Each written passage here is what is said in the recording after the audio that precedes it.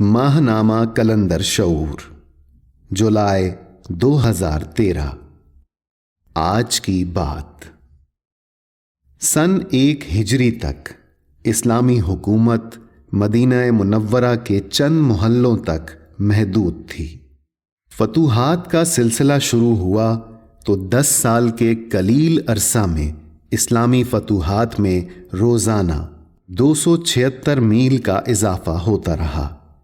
سن 11 ہجری میں فخر موجودات رسالت مآب صلی اللہ علیہ وسلم کی تعلیمات اور امت کے لیے اسلامی پروگرام کی بنیاد پڑی۔ ہم جب اسلامی نظام اور امت مسلمہ کے لیے ضابطۂ حیات کا مطالعہ کرتے ہیں تو قرآن ہماری رہنمائی کرتا ہے کہ اسلام اجتماعی اقدار اور اجتماعی زندگی گزارنے کا نام ہے۔ اسلام میں جو عبادات فرض ہیں ان میں بھی اجتماعی حیثیت برقرار ہے۔ اسلام نے اجتماعی حیثیت کو قائم رکھنے کے لیے دن میں 5 وقت کی نماز، سال میں 30 روزے اور صاحب استطاعت لوگوں پر حج فرض کیا ہے۔ اجتماعی حیثیت میں عبادت کرنے کے لیے مسجد کا اہتمام ہوا۔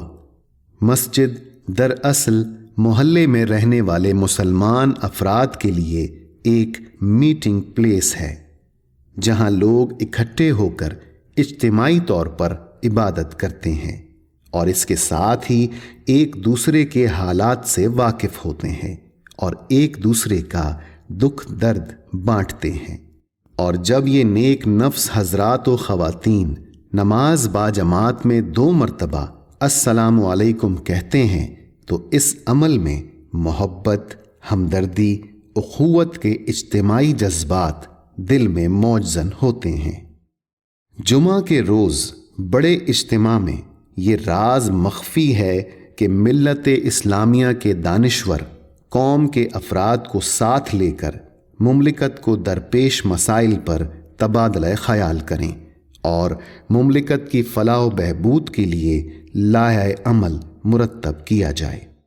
قوم کی معاشی حالت کو بہتر بنائیں، معاشرے کی برائیوں کو دور کرنے اور گناہ آلود زندگی سے بچنے کی تدابیر پر تفکر کیا جائے۔ نماز جمعہ کی افادیت کے پیش نظر جب ہم عیدین کی نماز کے اجتماع پر تفکر کرتے ہیں تو یہ حقیقت عیاں ہوتی ہے کہ شہر کے گوشے گوشے، مضافاتی بستیوں اور گاؤں گوٹھوں سے مسلمان ایک مقام، ایک میدان اور ایک پلیٹ فارم پر جمع ہو کر محبت، اخوت کے ساتھ مصافحہ کرتے ہیں، گلے ملتے ہیں، مبارکباد دیتے ہیں اور خوشی کے جذبات سے ایک دوسرے کو پیار کرتے ہیں۔ رمضان المبارک کے مہینے میں 30 روزے ہمیں تفکر کی دعوت دیتے ہیں کہ بندے کا اور اللہ کا براہ راست تعلق قائم ہے۔ خود اللہ تعالیٰ نے ارشاد فرمایا ہے، روزے کی جزا میں خود ہوں۔ ارشاد باری تعالیٰ ہے، اے رسول اکرم صلی اللہ علیہ وسلم، میرے بندے جب آپ صلی اللہ علیہ وسلم سے میرے بارے میں سوال کریں تو آپ صلی اللہ علیہ وسلم کہہ دیجئے کہ میں ان کے قریب ہوں، جب وہ مجھے پکارتے ہیں تو میں ان کی پکار سنتا ہوں۔ روزہ ایک ایسی عبادت ہے جس کا کوئی بدل نہیں۔ روزے کے عظیم فوائد اور بے پایاں اثرات کو بیان کیا جائے تو اس کے لیے ہزاروں ورق ناکافی ہیں۔ مختصر یہ کہ روزہ امراض جسمانی کا مکمل علاج ہے، روحانی قدروں میں اضافہ کرنے کا ایک مؤثر عمل ہے، برائیوں سے بچنے کے لیے ڈھال ہے۔ روزے دار ایک مخصوص دروازے سے جنت میں داخل ہوں گے۔ قیامت کے دن روزہ اس بندے کی سفارش کرے گا جس نے پورے ادب و احترام کے ساتھ روزہ کو خوش آمدید کہا تھا۔ روزہ رکھنے سے جسمانی کثافتیں دور ہو جاتی ہیں اور آدمی کے اندر لطیف روشنیوں کا بہاؤ تیز تر ہو جاتا ہے۔ روشنیوں کے تیز بہاؤ سے آدمی کے ذہن کی رفتار بڑھ جاتی ہے اور وہ اللہ کی دی ہوئی توفیق کے ساتھ فرشتوں کو دیکھ لیتا ہے۔ روزہ ایک ایسی عبادت ہے جو تمام انبیاء علیہم السلام کی امتوں پر فرض رہا ہے۔ اللہ تعالیٰ کا ارشاد ہے، ایمان والو، تم پر روزے فرض کیے گئے جس طرح تم سے پہلے کے لوگوں پر فرض کیے گئے تھے، تاکہ تم متقی اور پرہیزگار بن جاؤ۔ اللہ تعالیٰ متقی کی تعریف میں فرماتے ہیں کہ متقی وہ لوگ ہیں جو غیب پر یقین رکھتے ہیں۔ روحانیت میں غیب پر یقین رکھنے کے معنی یہ ہیں کہ بندہ غیب سے واقف ہو جائے۔ شعبان کی آخری تاریخ کو حضور اکرم علیہ الصلاۃ والسلام نے ارشاد فرمایا، لوگو، تم پر ایک بہت عظمت و برکت کا مہینہ سایہ فگن ہونے والا ہے۔ یہ وہ مہینہ ہے جس میں ایک رات 1000 مہینوں سے زیادہ بہتر ہے۔ اللہ نے اس مہینے میں اپنے بندوں پر روزے فرض کیے ہیں۔ قرآن پاک اس مہینے میں نازل ہوا۔ دوسری آسمانی کتابیں بھی اسی مہینہ میں نازل ہوئیں۔ حضرت ابراہیم علیہ السلام کو رمضان کی پہلی یا تیسری تاریخ کو صحیفے عطا کیے گئے۔ حضرت داؤد علیہ السلام کو رمضان المبارک میں 12 یا 18 کو زبور دی گئی۔ اسی مہینے کی 16 تاریخ کو حضرت موسیٰ علیہ السلام کو تورات دی گئی اور حضرت عیسیٰ علیہ السلام کو رمضان کی 12 یا 13 کو انجیل عطا کی گئی۔ مختصر یہ کہ رمضان جس میں نازل ہوا قرآن ایک پرعظمت اور فضیلت و حکمت سے معمور مہینہ ہے جو انسانی شعور کو مصفا اور صیقل کرتا ہے، جس سے محدود شعور لاشعور سے قریب تر ہو جاتا ہے۔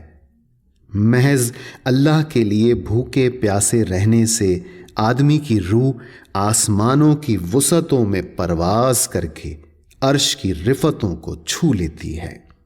یہی وہ باسعادت مہینہ ہے جس میں حضرت جبرائیل نبی مکرم خاتم النبیین صلی اللہ علیہ وسلم کو قرآن سناتے تھے اور رسول اللہ صلی اللہ علیہ وسلم سے قرآن سنتے تھے۔ آپ بھی قرآن ٹھہر ٹھہر کر اور سمجھ سمجھ کر پڑھیے۔ اس عمل سے اللہ کے ساتھ بندے کا تعلق مضبوط ہوتا ہے۔ دل کھول کر غریبوں، بیواؤں، یتیموں اور ناداروں کے ساتھ ہر قسم کا تعاون کیجیے۔ فیاضی اور سخاوت کے پیکر اللہ کے رسول صلی اللہ علیہ وسلم رمضان میں بہت زیادہ سخاوت فرماتے تھے۔ اللہ کے دوست جب رمضان المبارک میں اعتکاف میں بیٹھتے ہیں، یہ فی الواقع ماورائی دنیا میں داخل ہونے کا پروگرام ہے۔ اگر رمضان کے روزے 20 دن تک صحیح معنوں میں رکھ لیے جائیں اور روزے دار اعتکاف میں بیٹھ جائے تو ذہنی مرکزیت حاصل ہونے کے بعد انسان کو مرتبہ احسان حاصل ہو جاتا ہے۔ حضور علیہ الصلاۃ والسلام کا ارشاد ہے، مومن کو مرتبہ احسان حاصل ہوتا ہے۔ مرتبہ احسان کے 2 درجے ہیں۔ ایک درجہ یہ ہے کہ بندہ محسوس کرے مجھے اللہ دیکھ رہا ہے، اور اعلیٰ درجہ یہ ہے بندہ یہ دیکھے کہ میں اللہ کو دیکھ رہا ہوں۔ رمضان کے پروگرام کی کامیابی کے نتیجے میں اگر فی الواقع صحیح معنوں میں جد و جہد اور کوشش کی جائے تو مومن کو رسول اللہ صلی اللہ علیہ وسلم کے ارشاد کے مطابق مرتبہ احسان حاصل ہو جاتا ہے۔ اللہ کے دوست اولیاء اللہ کا مشاہدہ ہے کہ کثرت سے درود شریف، تیسرا کلمہ اور قرآن پاک پڑھنے سے اور قرآن پاک کے معنی و مفہوم پر غور کرنے سے اللہ تعالیٰ کی رحمت اور رسول اللہ صلی اللہ علیہ وسلم کی نسبت سے یہ تصور قائم ہو جاتا ہے کہ بندے کو اللہ دیکھ رہا ہے۔ اللہ تعالیٰ کا فرمان ہے، میں تمہاری رگے جان سے زیادہ قریب ہوں۔ غور و فکر اور تفکر کو مراقبہ کہا جاتا ہے۔ مراقبے سے مراد یہ ہے کہ آپ 15-20 منٹ کے لیے آنکھیں بند کر کے بیٹھ جائیں اور یہ تصور کریں کہ مجھے اللہ دیکھ رہا ہے، مجھے اللہ دیکھ رہا ہے۔ اور جب اللہ تعالیٰ کی رحمت سے یہ تصور قائم ہو جائے کہ مجھے اللہ دیکھ رہا ہے تو مرتبہ احسان حاصل ہو جاتا ہے۔